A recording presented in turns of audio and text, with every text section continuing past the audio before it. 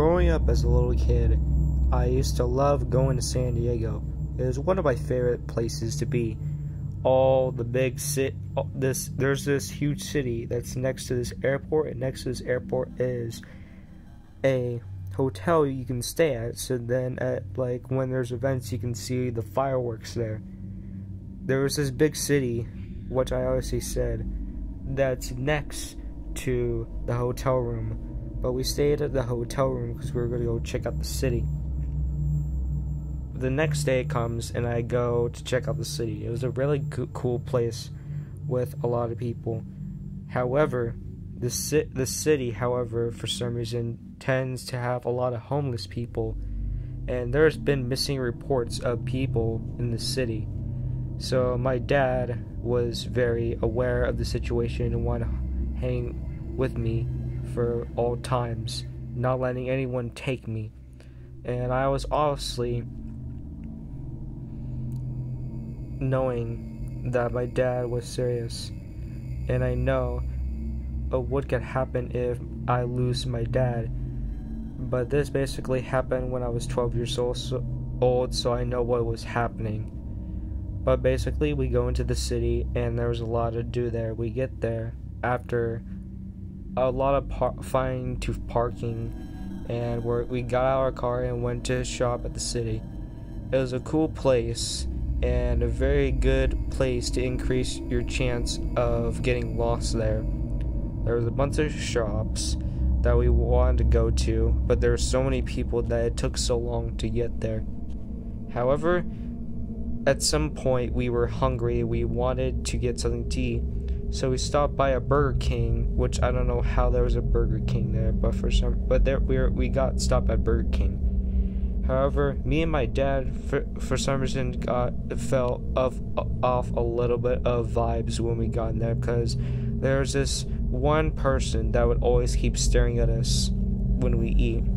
It's like every time we order our food, when you sit on the table, it's just weird. But we've been here like once a year. I mean, we go here once a year, and for some reason, every time this man, well, we already know who this guy is because he keeps staring at us every time we get here and to eat food. And you're probably wondering, what do you mean he keeps staring at us every time? That is because every year we go to San Diego to see the New Year fireworks, and every time we get Burger King, this guy keeps staring at us. However, on this day, everything changes. Because there was this one time, we get into the Burger King, and instead of him being by himself, it's these two guys that look very suspicious or looked like they were targeting me. Now, I told my dad I feel uncomfortable that these two men might be targeting me. That's next to the guy that's always keeps staring at me. My dad, obviously, knowing what I said, took this seriously, and he always held my hand at all times when he was ordering his food. However, when we got our food, everything was alright until I felt like someone was watching me. It was the three men sitting there staring at me. However, as I turned around, 5 minutes later, I looked to turn around, and those two were set out at another table that's that's 3 tables away from us. I was kind of getting a little creeped out, and however, half of my brain shook it off, as in they were probably gonna sit somewhere else. They probably wanted to sit in our seat. However, another 5 minutes go by, and the same group started to move closer to me. So now they're 2 tables away from me. I keep getting anxiety from what I feel like as these 3 men are keep getting closer to me. I'm starting to feel like they're gonna try to capture me or something, and I was very uncomfortable and scared of what might happen. But another 5 minutes go by, and hopefully these 3 guys were gone. Oh my god, these guys were gone. But unfortunately, it keeps getting worse because I turn around and they're 1 table behind me. At this point, I couldn't deal with it anymore, so I told my dad that I wanted to leave now, and that these group of people were keep getting closer to me. My dad soon realized what I was meant, because he looked at the same group of guys and he had the same expression on his face. So we got out the Burger King. However, luckily those men didn't chase after us. But till this day, I don't go to that Burger King at that city anymore.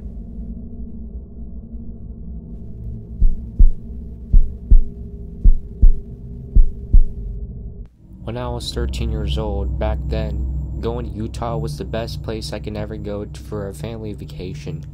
It was one of my favorite places because the state of Utah had a zoo, they had the arcade place, and so much fun places to go, even the children's museum.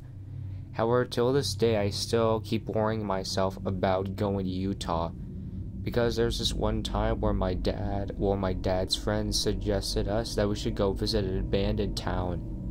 Now, this abandoned town wasn't in the city, but it was like kind of near the city, because this abandoned town was near a mine shaft, and it was abandoned thousands of years ago, I think.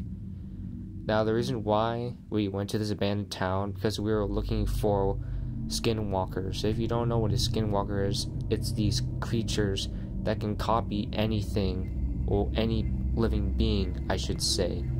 And if they see you, they will find you, and they will, you get the point. But we get going to go see the old town, and we eventually get there. This place, I could say, is an abandoned city, most likely from a city that kind of looks like the abandoned houses from Minecraft. But what I expect was that this was to be older, and it was older. So basically, it's now nighttime, and we're searching for skinwalkers. That's when all of us hear some kind of growl in the distance, and not what kind of growl. It sounds like a growl your mind would never ever think of. It was a type of growl that would send shivers down to your spines, more frightening than devil can ever think of.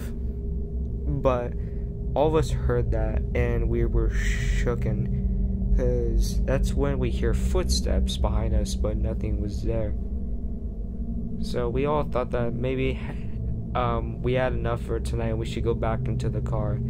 However, my dad, wanted to stay because he wanted to find a skinwalker. And at this point, I thought that, hey, I think we're done here. We kind of made the ghost mad. I don't think we should stay here anymore. But my dad insisted that we should stay here longer. So we stayed here for about 2 more hours until things got a little bit too real. Because at this point, we've been starting to feel paranormal stuff. My mom has been starting to see hallucinations. She started seeing like a ghost with only 2 legs just walking around, and then when she turns around, the ghost just disappears out of thin air when she looks back. My dad, on the other hand, hasn't seen anything, and my dad is kind of getting a little bit frustrated trying to find this thing when we all stopped our tracks, because then we all, for some reason, felt some kind of fear of aura surrounding us, telling us to get out now, or else you are going to feel the presence of a ghost you've never seen before. Now, it's not what I exactly said, that's just what I feel and think what that ghost might have said. Well, he didn't actually exactly say that, but that's what the aura felt. And I told my dad that I think we need to get to the car, but for some reason my dad still insisted we should go. However, I told my dad that he should think a little bit before we explore some more. And my dad, he thinks a little bit more, and he says, okay, I guess we can go back to the car. I mean, this was pretty of a really big experience I've never experienced before. Maybe we should go back here again sometime. And I was like, yeah, no. So we go to the car, but as we go to the car, we see one of the skinwalkers when I turn around, just staring. And he's not exactly he's not standing like in front of the thing, he's like behind one of the houses. And luckily, my mom got this on tape recording, and I was like, oh my god, go, go, go, go, go, step on the gas, step on the gas. And we just step on the gas as we drive off back to the thing, and I watched as I saw the ghost just staring at us as we drove off from the ghost town. To this day, I'm still wondering if that ghost is still there and is potentially still living in that town.